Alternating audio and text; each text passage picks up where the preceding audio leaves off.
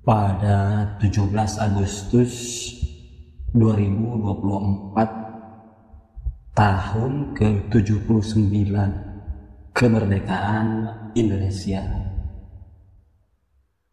sebuah upacara megah digelar di ibu kota negara IKN yang masih berbau tanah merah. Sebuah proyek ambisius yang membangun di atas impian dan janji-janji kosong. Di tengah gempita upacara kemerdekaan ini, rakyat di sudut-sudut negeri yang terlupakan menggigil lidah mereka untuk menahan getir dan sakit. Mereka melihat parade besar di layar kaca, sementara anak-anak mereka menahan lapar di rumah. Dan para ibu meremas-remas kantong kosong, berharap ada keajaiban yang menetes dari langit. Di tanah subur Kalimantan yang kini mulai tertutup beton dan aspal, pemerintah dengan gegap gempita menyatakan bahwa Indonesia telah memiliki ibu kota baru. Sebuah kebanggaan baru bagi bangsa yang katanya ingin maju, yang katanya ingin setara dengan negara-negara besar di dunia.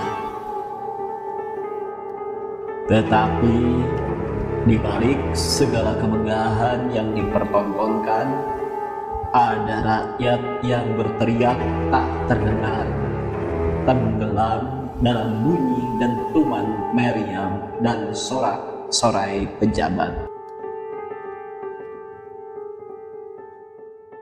Biaya yang hampir mencapai 100 miliar rupiah hanya untuk sehari, demi menyenangkan seorang manusia bernama Jokowi dan lingkarannya,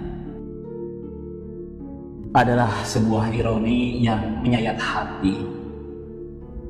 Di satu sisi, para pejabat bersulang di atas meja penuh hidangan mewah.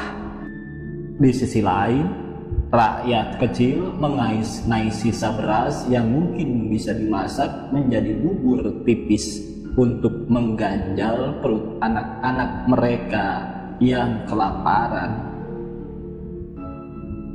Angka-angka di neraca keuangan negara yang terus membengkak tak pernah mereka pahami.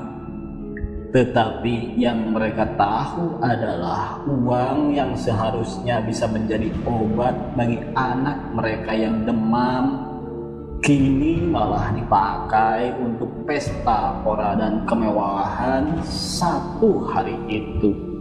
Satu hari saja. Para elit politik dan pejabat tinggi berdiri gagah di atas panggung upacara, dengan latar belakang gedung-gedung baru yang masih bau semen. Mereka mengibarkan bendera merah putih dengan hikmat, sembari berbicara tentang kemajuan, tentang visi besar bangsa yang sedang bergerak ke depan.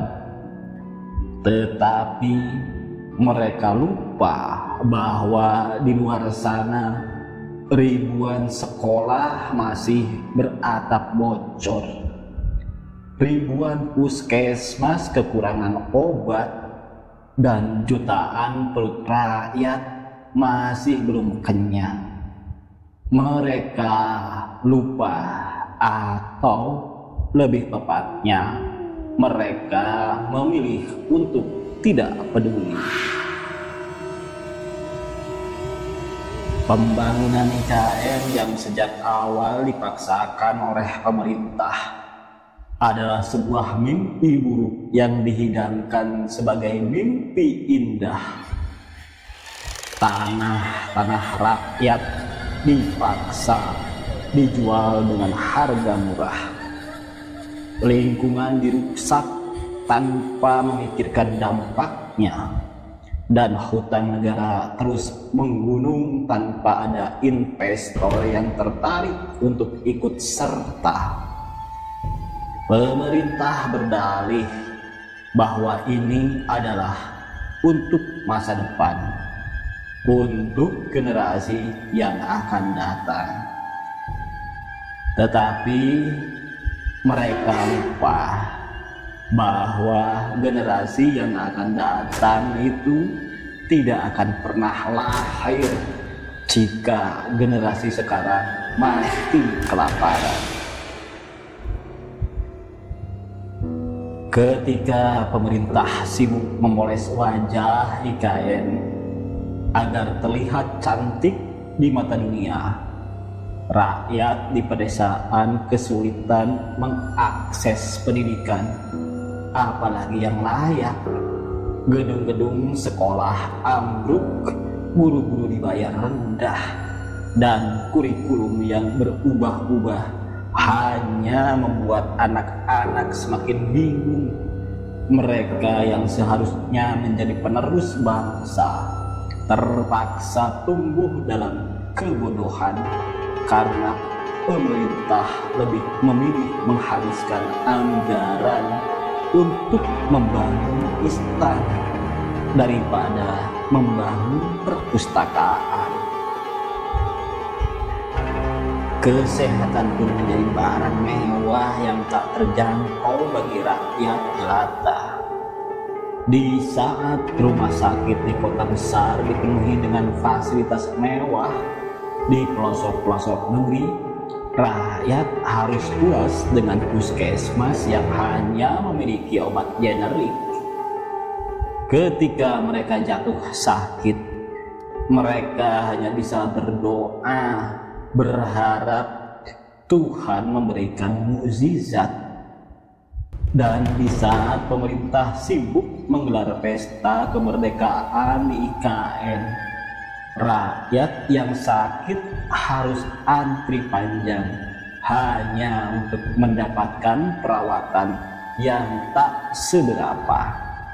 Upacara kemerdekaan IKN ini yang dirancang untuk menunjukkan kekuatan dan kemegahan bangsa, nyatanya hanya menjadi panggung bagi para pejabat untuk memamerkan kekuasaan mereka. Mereka lupa atau mungkin tidak pernah tahu bahwa di bawah kaki mereka rakyat sedang menangis. Tangisan itu tidak terdengar di tengah hingar-bingar orkestra nasional yang dimainkan untuk menghibur para tamu undangan.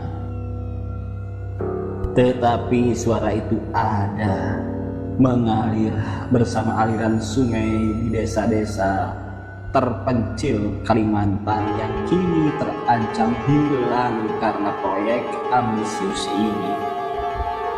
Dan ketika malam tiba, ketika lampu-lampu di IKN menyala terang, ketika kembang api meletus di udara untuk menutup rangkaian upacara yang megah, di tempat yang jauh dari keramaian, seorang ibu memeluk anaknya yang kelaparan. Mereka tidak melihat kembang api, mereka tidak mendengar pidato yang membakar semangat.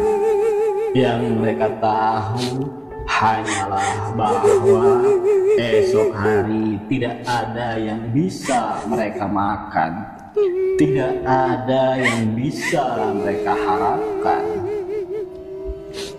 Di balik segala kemegahan upacara kemerdekaan IKN, ada sebuah kenyataan pahit yang tidak bisa ditutupi. Kemerdekaan yang seharusnya menjadi milik seluruh rakyat Indonesia, kini hanya menjadi milik segelintir orang yang memiliki kuasa. Sementara itu, rakyat yang sesungguhnya masih terjajah oleh kemiskinan, kebodohan, dan ketidakadilan. Mereka tidak merasakan kemerdekaan yang sejati, karena kemerdekaan itu telah dirampas oleh mereka yang duduk di kursi kekuasaan. Nir empati itu bernama Upacara Kemerdekaan di IKN, sebuah perayaan yang tidak merayakan kemerdekaan rakyat, tetapi merayakan kekuasaan dan ambisi yang buta di atas tanah yang katanya untuk masa depan. Mereka membangun istana tanpa menyadari bahwa di bawahnya pondasi yang rapuh sedang retak, siap runtuh kapan saja, menghancurkan mimpi-mimpi yang belum sempat terwujud.